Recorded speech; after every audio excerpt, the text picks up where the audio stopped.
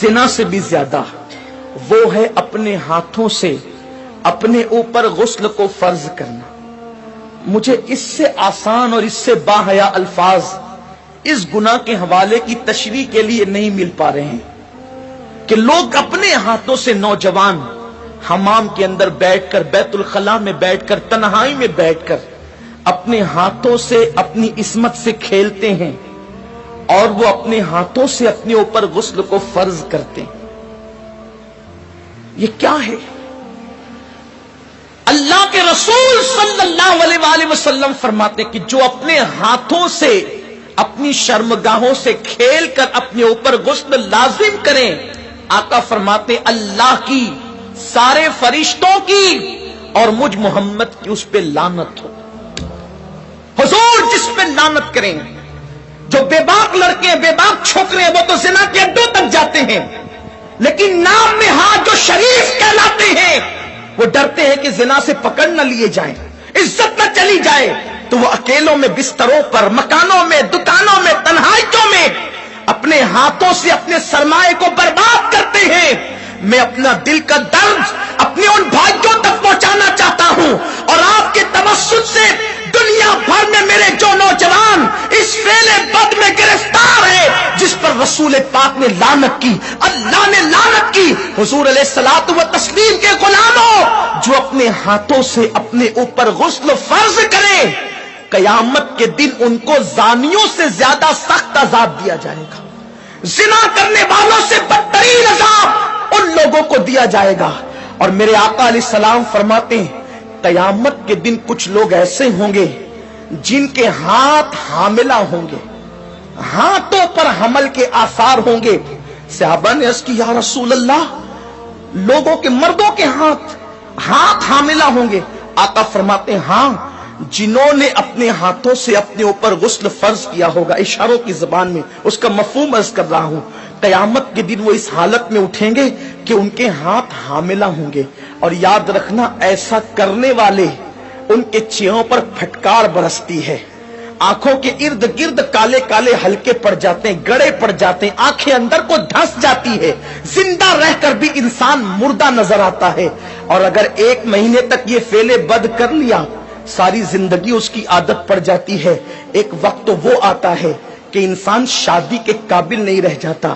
جب ماں باپ شادی کا پلان پیش کرتے ہیں، ادھر منہ چھپا رہا ہے، ادھر منہ چھپا رہا ہے، گویا کہ اپنی زندگی کو تباہ کر چکا ہے، برباد کر چکا ہے.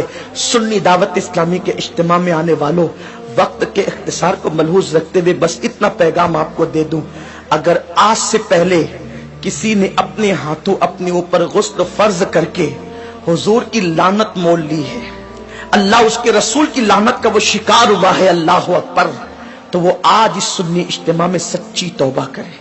اس لیے کہ توبہ انسان کی زندگی کو بدل دیتی ہے.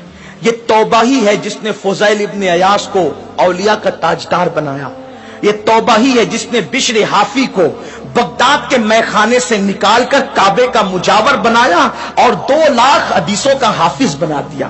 یہ توبہ ہی ہے جو انسان کو بہت بلند مرتبے تک لے جاتی ہے. آج سچی توبہ کر لیں، اس لیے کہ توبہ کرو گے نجات پاؤ گے.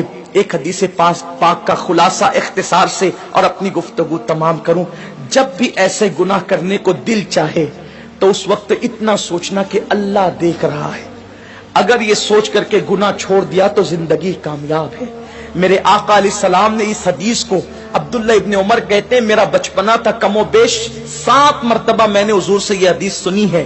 آقا فرماتے ہیں کفل نام کا بنی اسرائیل میں ایک شخص تھا، ایک جوان تھا، گناہ کرنا اس کی عادت تھی. ایک مرتبہ ایک لڑکی کو پیسوں کی ضرورت تھی، محلے میں کسی نے نہیں دیا، سینکڑوں کی ضرورت تھی، اس نے ہزاروں دے دیے. لڑکی نے شکرانے کے طور پہ اسے دیکھا، اس نے لڑکی کو کہا ایک کام کرو، میں نے اتنے پیسے دیے ہیں، اس کے بدلے میں کچھ نہیں چاہتا، بس اتنا چاہتا ہوں کہ تم میرے گھر چل کر تھوڑی دیر بیٹھ جاؤ اور مجھ سے کچھ باتیں کر لو. لڑکی چلی گئی، اس نے ساری کھڑکیاں اور دروازے بند کر دیے اور لڑکی کے ساتھ بیٹھ کر باتیں کرنے لگا. جب کھسک کر کے آگے گیا تو لڑکی کے بدن پر کپ کپی طاری ہو گئی، وہ اٹھ کر کھڑی ہو گئی. اس نے پوچھا اے لڑکی تیری مدد کسی نے تو نہیں کی، پھر آخر اس کھڑکی دروازوں کے بند ہونے کے بعد تو کس سے ڈرتی ہے؟ تو لڑکی نے جواب دیا کہ کوئی نہیں دیکھ رہا ہے، کفل تو نے 1000 بار ایسے کام کیے ہوں گے لیکن آج سے پہلے میں نے ایسے کوئی کام نہیں کیا، مجھے ڈر لگتا ہے اگر قیامت میں میرا اللہ مجھ سے پوچھے گا تو نے یہ گناہ کیوں کیا تو میں رب کی بارگاہ میں جواب دینے کی طاقت کہاں سے لاؤں گی؟ میں اللہ کو جواب نہیں دے سکتی، اس لیے میں ڈر رہی ہوں، وہ مجھے دیکھ رہا ہے۔ کفل نے کہا اگر وہ دیکھ رہا ہے تو یہاں سے چلی جا۔ لڑکی چلی گئی، ادھر لڑکی گھر سے باہر نکلی، ادھر موت کا فرشتہ گھر میں داخل ہوا، کفل کی روح نکالی۔ اللہ اکبر! یعنی اگر کفل گناہ سے نہ بچتا تو کس حالت میں اس کو موت آتی، ذرا سوچیں۔ بستروں پہ لیٹ کر اپنے اعضاء سے کھیلنے والوں کو میں پوچھنا چاہتا ہوں، گندی تصویریں دیکھ کر اپنے اوپر غسل فرض کرنے والوں کو پوچھنا چاہتا ہوں، زنا کے مناظر دیکھ کر اپنے جذبات پہ بے قابو کرنے والے میری قوم کے جوانوں سے، میرے بھائیوں سے پوچھنا چاہتا ہوں، میں اپنے قوم کے مستقبل کو کتنا تاریک دیکھوں۔ جو قوم کبھی مصلی پر رات گزارتی تھی، پاک آنکھوں کو رو رو کر کے پاک کرتی تھی، آج اس قوم کے جوان بستروں پہ ناپاک ہو رہے، اپنے ہاتھوں سے ناپاکی کو خرید رہے۔ اللہ اکبر! سوچو اگر اسی حالت میں موت کا فرشتہ آ گیا اور موت آ گئی تو اللہ کو کیا جواب دو گے؟ کیا منہ دکھاؤ گے رب کی بارگاہ کے اندر؟ اللہ اکبر! کفل جیسی وہ لڑکی گھر سے باہر نکلی، موت کا فرشتہ آیا، کفل کی روح نکالی اور کفل مر گیا۔ جنگل کی آگ کی طرح یہ بات پھیل گئی پورے محلے میں، کفل مر گیا مر گیا مر گیا۔ کچھ عابدان اور زاہدان نے خشک نے باتیں کی، اتنا پاپی تھا پتہ نہیں اس کا منہ کیسا ہو گیا ہوگا۔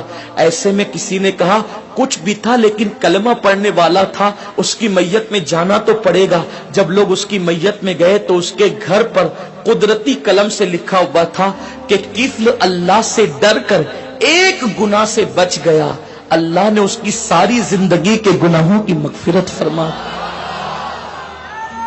آؤ ہم بھی سچے دل سے توبہ کر لیں، رب کو منا لیں۔